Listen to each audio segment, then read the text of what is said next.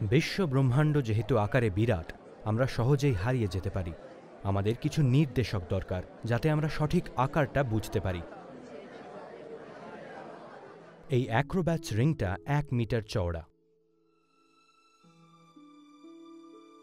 মানুষের এই বৃত্তটা 10 গুণ বড়, 10 মিটার চওড়া। 10-এর 1টা ঘাত বড়। এবার প্রতিটা ধাপে, প্রতিটা বৃত্তের সাথে আমরা ভেনিস থেকে 10 গুণ করে দূরে চলে যাচ্ছি, আর আমাদের দৃষ্টির ক্ষেত্র 10 গুণ করে বড় হয়ে যাচ্ছে। এই 100 মিটারের বৃত্ত সেন্ট মার্কসকে ঘিরে ফেলেছে, 1000 মিটার বা 1 কিলোমিটার শহরের মধ্যভাগটাকে। আমাদের গতি বৃদ্ধির সাথে 10-এর 4টে ঘাত ভেনিসের সমস্ত দ্বীপগুলোকে, এড্রিয়াটিক সাগর এবং উত্তর ইটালির মেইনল্যান্ডকে ঘিরে ফেলেছে।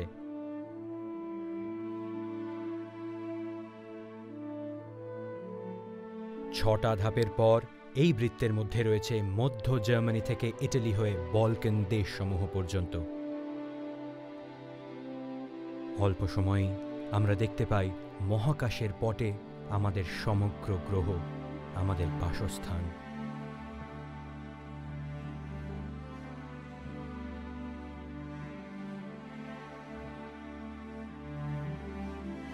আমাদের যাত্রায় 8টা ধাপ, 10-এর 8টা ঘাতের পর আমরা পৌঁছাই মানুষের জয় করা সবচেয়ে দূরবর্তী জায়গায়, আমাদের চাঁদে।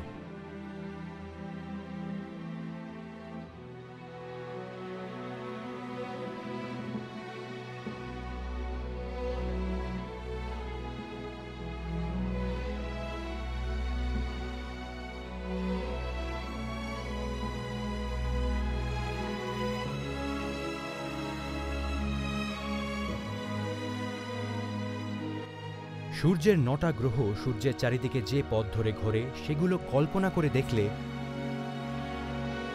শুরু থেকে 14টা ধাপের পর সম্পূর্ণ সৌরমণ্ডল আমাদের সামনে ভেসে ওঠে।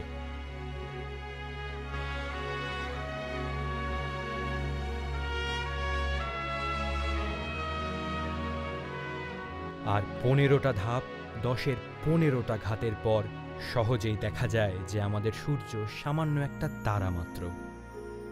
এরপর থেকে আমাদের অভিযানের মাপকাঠি হবে আলোকবর্ষ, মানে 1 বছরে আলো যতটা দূরত্ব অতিক্রম করে।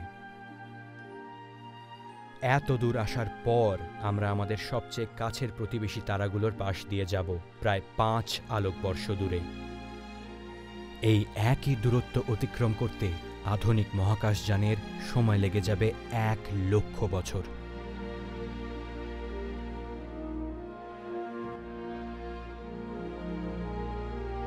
এই অনন্ত অন্ধকার অতিক্রম করে আমরা এখন বেরিয়ে এসেছি আমাদের সূর্যের নিকটবর্তী অঞ্চল থেকে, এসে পৌঁছেছি নক্ষত্রের এক বিরাট চরকির ধারে।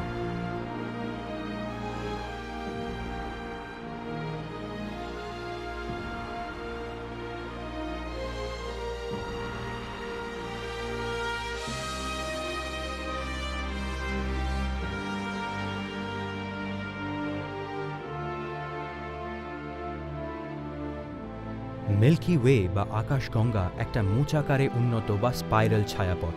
আমাদের সূর্য এর 10,000 কোটি তারার মাত্র একটা। এই বিরাট মাপকাঠিতে 10-এর 23টা ঘাতে পৌঁছে প্রতিটা উজ্জ্বল বিন্দু কিন্তু তারা নয়, অসংখ্য তারা সম্পন্ন সমগ্র একটা ছায়াপথ বা গ্যালাক্সি।